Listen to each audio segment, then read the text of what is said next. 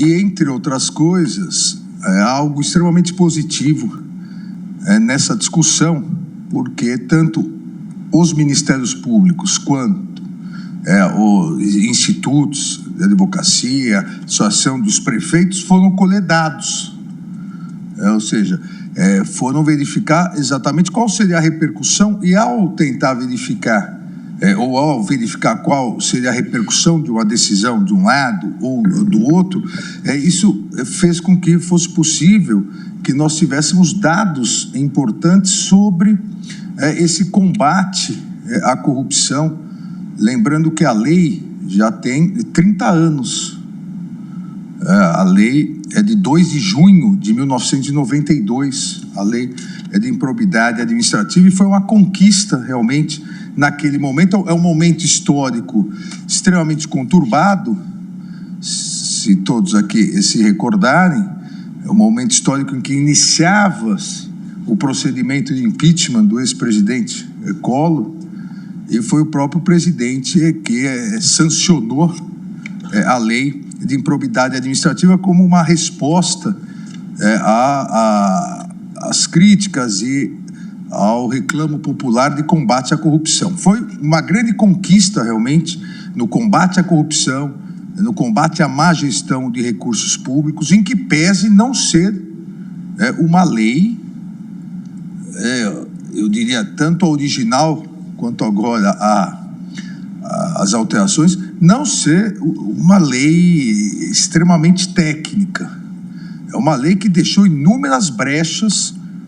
Essa lei acabou permitindo inúmeras interpretações, alguns problemas, porque é uma lei que genericamente foi definindo tipos de improbidade, e um deles, exatamente, na verdade, mais 2 deles, mas um, que é o artigo 10, é motivo de maior discussão, porque genericamente definiu no artigo 8º da lei, no artigo 9º, perdão, da lei, definiu os tipos de improbidade que gerassem enriquecimento ilícito, aí os clássicos realmente, que podemos chamar tipos de atos de improbidade de corrupção, então aquele que gera enriquecimento ilícito, prevendo sanções maiores para esse artigo 9º, os tipos de improbidade administrativa que gerassem prejuízo ao erário ficariam no artigo 10, e aqueles, e por isso que esse tipo, o artigo 11 da tribuna, foi dito que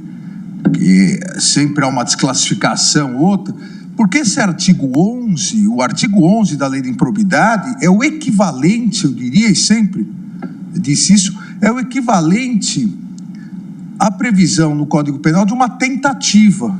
Como não há tentativa de improbidade, a lei não previu tentativa de improbidade, aquele que faz de tudo para fraudar uma licitação. Fez de tudo. Só que além de corrupto e incompetente, nem isso conseguiu, fraudar a licitação, não há uma tentativa do artigo 10 ou uma tentativa do artigo 9º, mas há o tipo subsidiário. Porque ao fazer de tudo para fraudar a licitação, obviamente, ele acabou atentando contra os princípios da administração.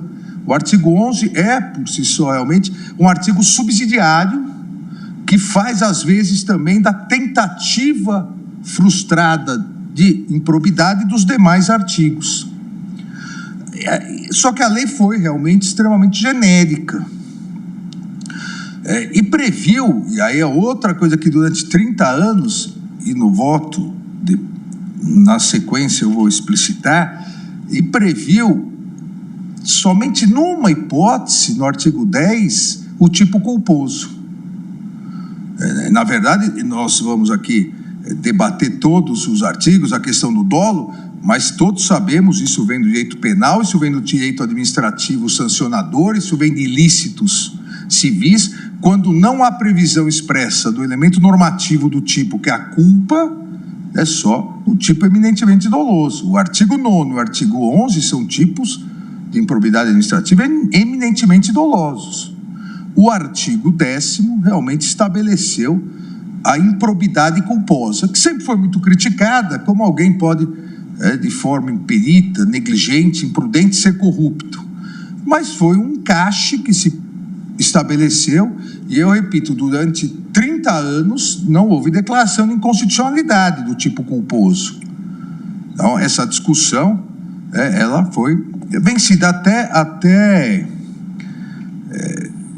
estranho que nunca ninguém tenha ingressado, né, com ação direta de inconstitucionalidade para arguir. Mesmo com muitas críticas, nunca se ingressou com ação direta de inconstitucionalidade para isso. E por que, presidente, fiz essa exposição inicial? Porque a partir disso, os dois lados, aqui, de um lado, principalmente o Ministério Público, que mais de 90% das ações de improbidade é realmente o autor. Não é ainda, e nós vamos discutir na sequência, o autor exclusivo. Até a redação original da lei, a legitimidade era concorrente, houve essa alteração, está suspensa por liminar, por mim concedida, mas independentemente disso, em torno de 90%, ou um pouco menos, mas o Ministério Público é o autor da lei, é o colegitimado que mais ingressa e utiliza a lei. E demonstra com números, há muitas críticas à atuação, mas demonstra com números, aqui eu pego dentro do memorial que foi ofertado pelo Ministério Público do Estado de São Paulo, uma análise jurimétrica, um trabalho de jurimetria muito bem feito sobre os processos de improbidade administrativa no Tribunal de Justiça de São Paulo. Há um número de 63% de condenações, face a 36% de improcedências. Então, o que retira aquela ideia que às vezes tenta se colocar também de que o Ministério Público, isso também foi dito na tribuna, atua no varejo, ou seja, entra com ações por baseada. Não é verdade. Obviamente, no momento da propositura da ação, sabemos todos, assim como na ação penal, ação de improbidade, em dúbio, a favor da sociedade para tentar comprovar. E esses dados de 63% de condenações mostram que é um trabalho realizado de forma séria pelo Ministério Público, não só do Estado de São Paulo, como pelos Ministérios Públicos de todos os estados e o Ministério Público federal. O que também, por outro lado, e aqui é importante também salientar, não retira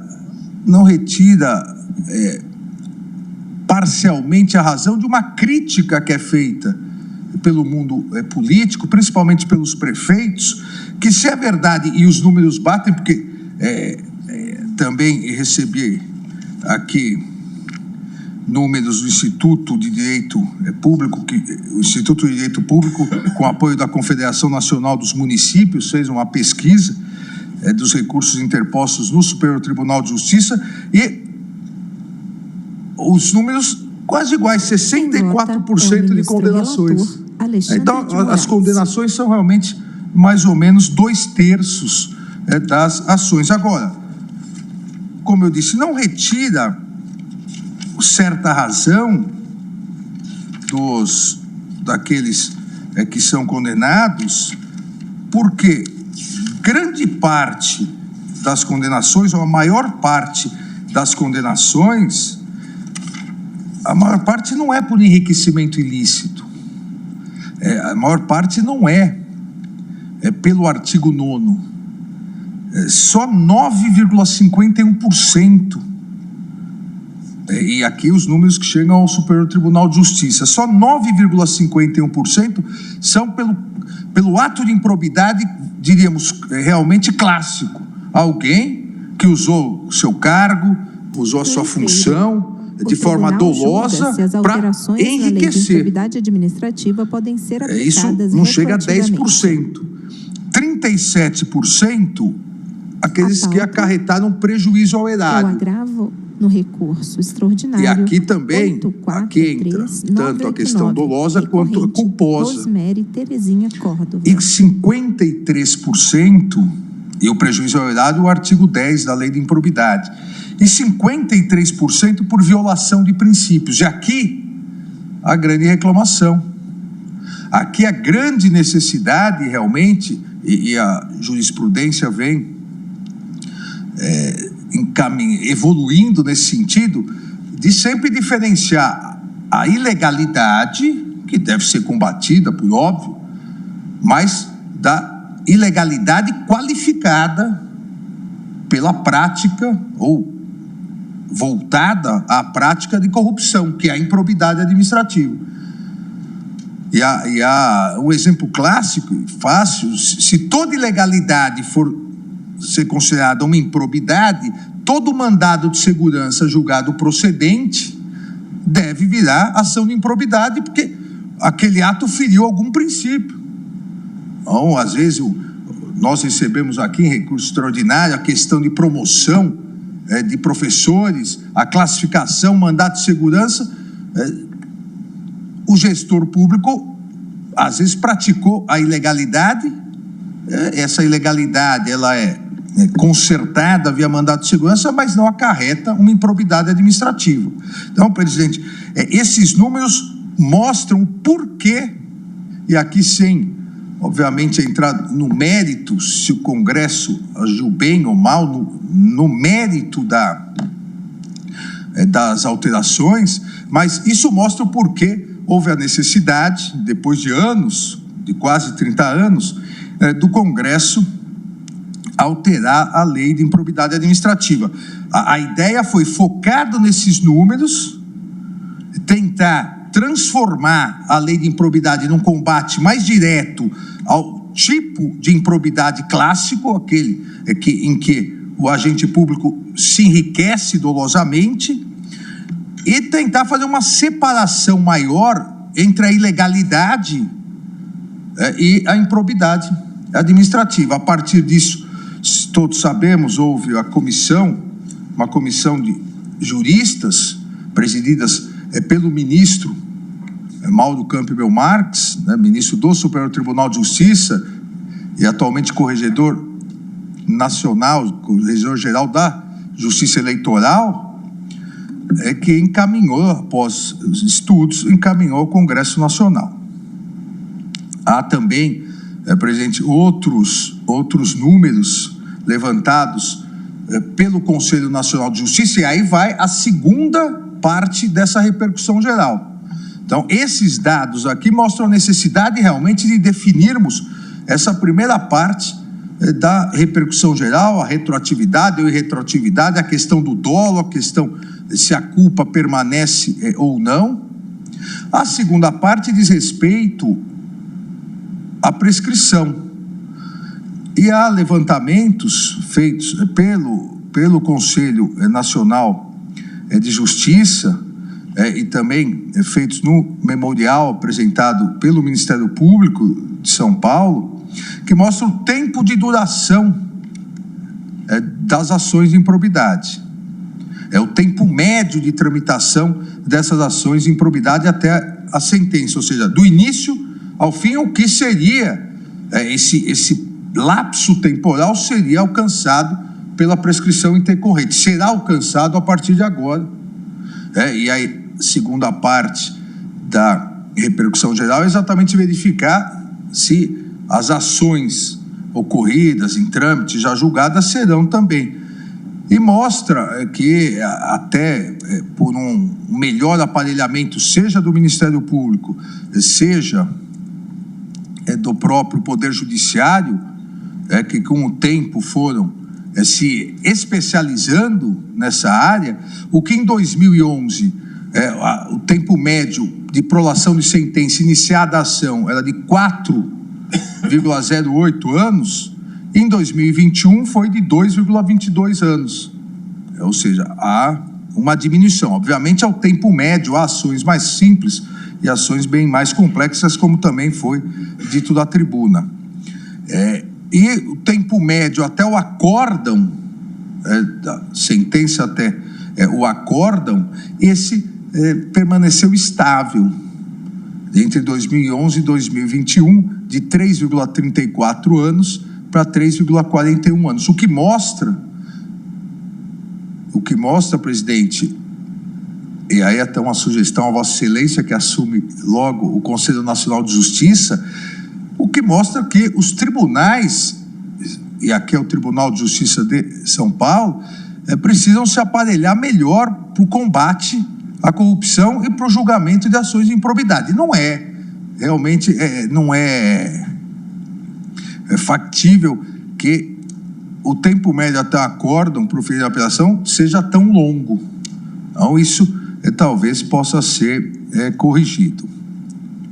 Essas questões foram muito discutidas na audiência pública, na Comissão de Constituição e Justiça, que se iniciou com uma explanação do já citado ministro Mauro Campbell Marques, presidente da comissão, que exatamente disse que um dos grandes problemas e críticas, e por isso alteração na prescrição, era que ações movidas contra detentores de mandatos que tendiam, e aqui, entre aspas, palavras ditas na Comissão de Constituição e Justiça, tendiam a adormecer no judiciário.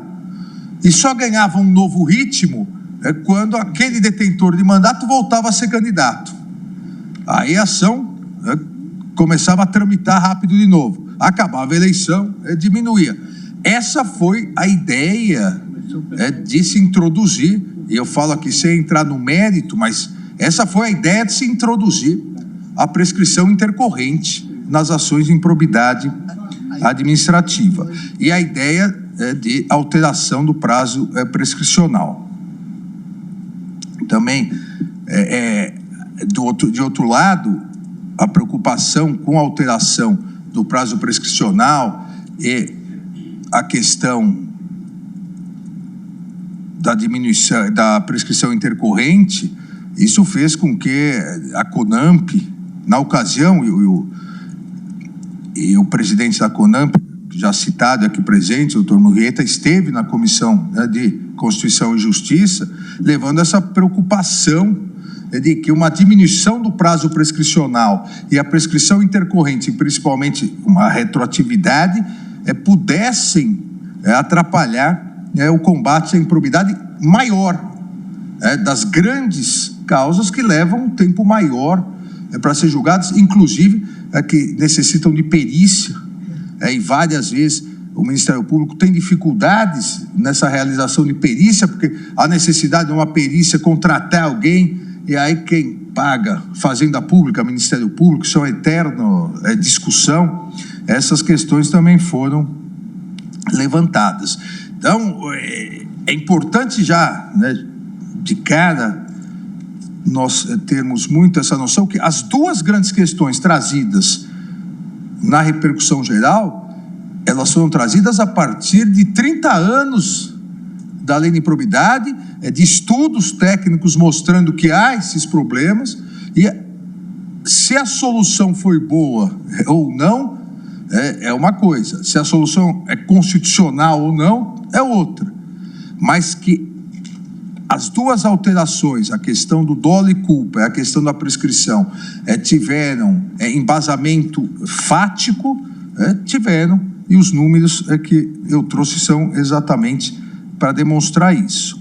No presente caso, presidente, como já foi dito, e acaba exatamente por isso, escolhi o caso para colocar no plenário virtual, e o plenário virtual, os colegas todos concederam a repercussão geral, porque esse caso traz as duas coisas. É uma ação civil pública ajuizada em 2006, então, de atos praticados até no máximo 98, como foi dito da tribuna. Então, pega a questão da prescrição, em que o Ministério Público imputou a recorrente, Rosemary Terezinha Córdova, um ato de improbidade culposo. Então, são exatamente as duas grandes questões a serem tratadas com base nos números levantados de ambas as partes, para que ressarcisse os prejuízos sofridos, segundo o Ministério Público, o INSS, que imputou a conduta negligente e o artigo 10 da Lei de Improbidade, a ela, pela sua atuação como procuradora contratada para defender em juízo os interesses do INSS, teria negligenciado, gerado, segundo o INSS, um prejuízo, e aí se imputou a conduta negligente, a conduta culposa na condução dos processos judiciais, imputando o tipo de improbidade previsto no artigo 10 caput, incisos 1, 10 e 12 da Lei de Improbidade. Então, as duas questões encontram respaldo aqui na repercussão geral. A conduta culposa prevalece, a conduta culposa, ela foi absolvida, diga-se, aqui na primeira instância. Na segunda instância não houve essa análise, porque o tribunal anulou para determinar continuidade probatória, e a questão da prescrição. E a partir disso, exatamente o que precisamos definir é a definição sobre a necessidade da presença do elemento subjetivo dolo para a configuração do ato de improbidade administrativa, inclusive no artigo 10 da Lei de Improbidade, que previa a forma culposa, e como será a aplicação dos prazos de prescrição geral intercorrente. Aqui, presidente, é importante, e faço questão de salientar, porque da tribuna, em algumas sustentações, se abriu um pouco a análise da Lei de Improbidade Administrativa. Aqui nós estamos analisando, iremos analisar esses dois pontos, porque o caso concreto traz isso, e sabemos que a repercussão geral é a objetivação de um caso subjetivo, nós não podemos abrir o que não está sendo discutido no caso específico. As duas questões. Não estamos e não vamos discutir, presidente, nessa questão, eventuais inconstitucionalidades de mudanças procedimentais, a questão da autonomia das instâncias, que a nova alteração da Lei de Improbidade alterou, a questão do artigo 11, que era exemplificativo, agora é taxativo. Esses assuntos serão discutidos em outras ações, já há outras ações, como há a questão da legitimidade concorrente. Aqui nós ficaremos exatamente nessas duas questões. Feito esse introito, presidente, aqui eu começaria a questão da responsabilidade subjetiva e improbidade administrativa. Havíamos conversado com a presidente em exercício, a ministra Rosa, Vossa Excelência agora retornou, que em virtude do evento que teremos, para não cortar o voto, principalmente nessa parte meritória, reiniciaríamos amanhã, se Vossa Excelência concordar. Eu estou, evidentemente, de pleno acordo. Isso significa, então, que nós vamos nos preparar para o evento e o mérito será tratado amanhã. Todos de acordo, eu também estou de acordo, agradeço